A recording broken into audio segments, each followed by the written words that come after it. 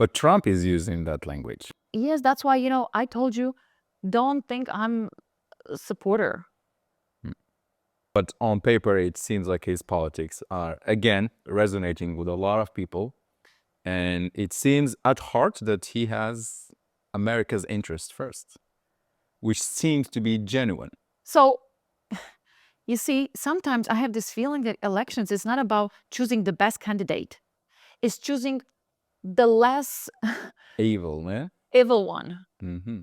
And if America decided to go for Trump, and even though he had those numerous of court cases, he had those different dramas in media, they were media after them, and I'm still standing, like the Elton John sing. So he's still standing. We are on the brink of a very crucial moment in history of time, which is Trump getting elected as president of the US. Yeah. What do you think about that? Where do you land on this? Well, actually, it's unbelievable how the polls were showing all this time that no, there's no chance he will win. Oh, maybe Kamala. Everybody was cheering for Kamala, and then the amount of backlash towards him was so huge. But you know what?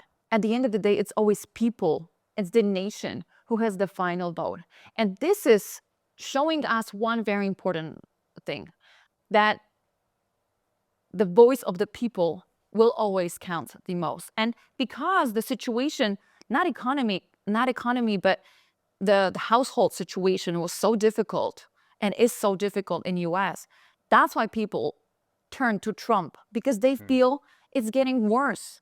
And as you look in Europe, we're going downfall as well. And Oh, you think so? Why do you think we're going down? What do you mean by that? So the economy is collapsing.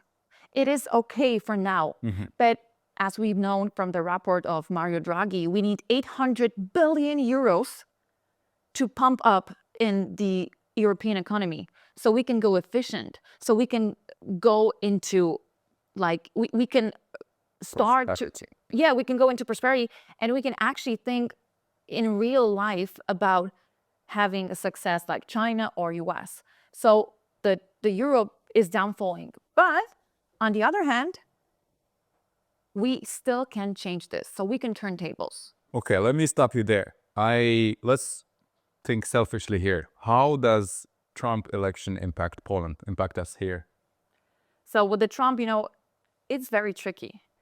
Because, well, so at some point, Trump is the voice of those who are very keen on patriotic approach, who are very keen on the nations and, doing everything is best for your country. But then, on the other hand, the first thing he says will be, the first thing he will do, he says, will be to end up the war in Ukraine. Right. And this is tricky for us because if he will sit on the table with Vladimir Putin, who is a war crime, right? He's a war crime criminal. So he will end up this war. And if he will end up this war, then Putin will have some time to recover from the losses he got in Ukraine. And then he can just, make his efforts grow again. And he can make his army to rebuild again. And what is the next step? What is it? I don't know. So, well, he's been so vocal about the fact that he wants to restore the great Russian nation, which was back in the day, 18th century, when Poland was under Russian command. So that's why it is very tricky for us, because Trump, like I said, he's very into nation, patriotic, he's anti-immigrants.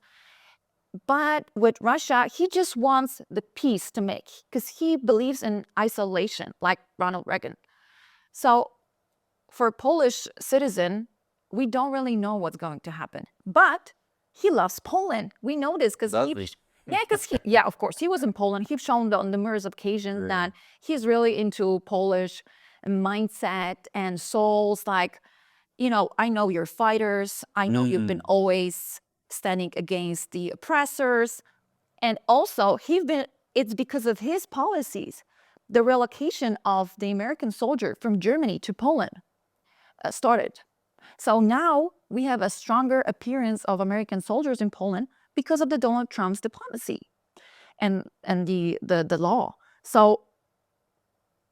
it is so hard to say what the future will bring.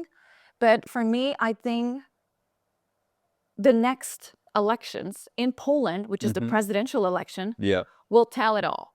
I see. All right, let's zoom in there. So, because there was recently a law in Poland regarding immigration, because one mentions Trump and immediately we think about migrants or immigration. And Poland has a lot of, you said it yourself in our last conversation, the social media clips went super viral because we were talking about immigration. And mainly I was talking about it, and it got an interesting angles that we talked about. So tell me about this law. We mentioned briefly before we start shooting. You said there was this new law. What's going on? Yeah. Am I being deported? No? Yeah, I think you can be pretty safe for now. Thank God. No, I Thank you, mean, guys. Thank you. basically, so Polish government is implementing this 8 points of new migrants law. It's going to hold on asylum procedure for those seeking asylum. Okay. And it's already approved by European Union, because at this point we have to know that the migrants who are coming to Poland, the illegal migrants who are starting to force the border, and we've seen those pictures, right? Oh, yeah. They are a part of this hybrid war. So they are not just a migrant seeking for asylum or seeking for better life. They are a weapon that is put towards Polish and the rest of European citizens. So who's putting the weapon? Who do you think is weapon? Well, it seems like obvious. We've talked about it. That's why I told you that Trump is problematic at some point, because Russia and Belarus are doing its best to destabilize both economically, politically, even socially, Europe. Yeah. And they want to have it for themselves. So like I told you, they want to restore the great empire. They want to be an important figure, because nowadays the world is not globalized anymore. The United States will be not leading its role. The world will turn into many points of powers. So for example, in Europe, what we see now, you might not see it because it's a narrow picture, but in 10 or 20 years, you will realize that what Russia started back in 2014, when it started to invade Ukraine, it was actually a fight for ruling Europe. You know what's happening in the Middle East right now? So Israel Breaks my heart. So Israel is fighting to be a leader in the Middle East. China will start to fight for its role in the whole worldwide chains, the economics, both the influential technologies, and also in Africa, in South America, in each and every continent. There will be a leader who will be fighting to get as much as it's possible from the power.